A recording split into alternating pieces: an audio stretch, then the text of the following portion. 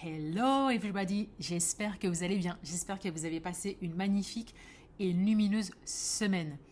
Alors aujourd'hui, la capsule d'aujourd'hui, le sujet que j'ai envie de partager avec toi aujourd'hui, c'est la procrastination. Je suis sûre que c'est quelque chose qui te parle, que ce soit un projet professionnel ou un projet personnel. Peut-être que c'est quelque chose qui te parle, peut-être que c'est quelque chose qui t'a parlé. En tout cas, moi, ça m'a parlé il n'y a pas très longtemps. Je t'explique le contexte. Alors que j'étais en pleine conversation avec un ami qui est entrepreneur, qui est coach, c'était une conversation informelle, on parlait de différents sujets. Jusque-là, tout va bien. Le soir, je rentre chez moi, j'étais en train de cuisiner, j'étais dans un état de bien-être, un état de flow. Et là, il y a des petites phrases comme ça qui montent à la surface. Et là, je réalise là une prise de conscience. Mais Khadija, tu procrastines? Oui, je procrastine.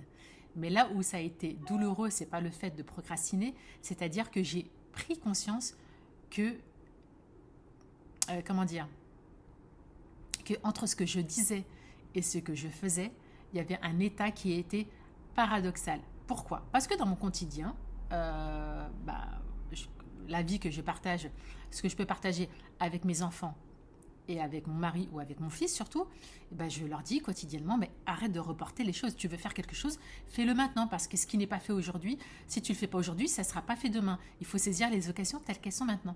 Donc moi, je leur partage ça, mais moi, j'ai réalisé que pour moi-même, j'ai 2 projets comme ça que j'ai créés l'année passée. Donc j'ai la colonne vertébrale du projet, et pour certains, j'ai même le support.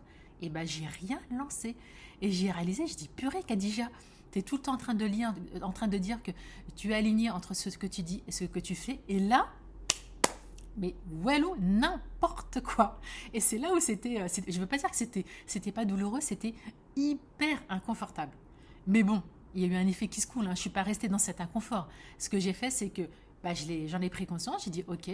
Et après, je me dis, mais qu'est-ce qui fait que j'ai... qu'est-ce qui fait que j'ai pas lancé mes projets en fait, alors qu'ils existent? Alors, en discutant avec mon mari, il me dit oui, mais tu as fait des projets, tu as travaillé avec des associations et tout ça. Je dis oui, mais c'est des personnes qui sont venues me chercher. Donc quand j'ai fait des conférences ou des trucs comme ça, c'était sous couvert d'une entreprise. C'est pas moi qui ai fait, comment dire, je ne me suis pas exposée en fait. C'est pas moi qui ai vendu un produit, c'est-à-dire que je suis pas je suis pas la vitrine directe de mon produit. C'est-à-dire que je fais des partenariats avec d'autres personnes. Donc, soit je ne suis pas toute seule, ou c'est pas moi qui m'expose en premier lieu. Et j'ai réalisé qu'en fait, c'était ça en fait. J'ai réalisé qu'en fait, il y avait 2 peurs. Qu'est-ce qui m'a freiné? De quoi je me protégeais en fait quand je n'ai pas exposé moi-même mes propres produits? Et j'ai réalisé qu'il y avait 2 peurs. La peur d'être jugée, c'est-à-dire je m'expose, je vois un produit tout de suite, je suis en première ligne, tu prends ce risque-là, surtout sur les réseaux sociaux. Et ensuite, la peur que ça marche pas, que ça prenne pas, tu vois ce que je veux dire? C'est ça, en fait, il y avait ces 2 peurs-là, et j'ai pris conscience de ça. Et voilà, en fait, je l'ai accueilli, j'ai conscientisé, je dis ok, d'accord. Et puis après, une fois, j'ai dit ok, maintenant, j'ai peur de ça, de quoi je me protège?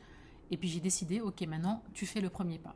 Et pour m'aider, j'ai fait appel à une autre amie qui est coach aussi.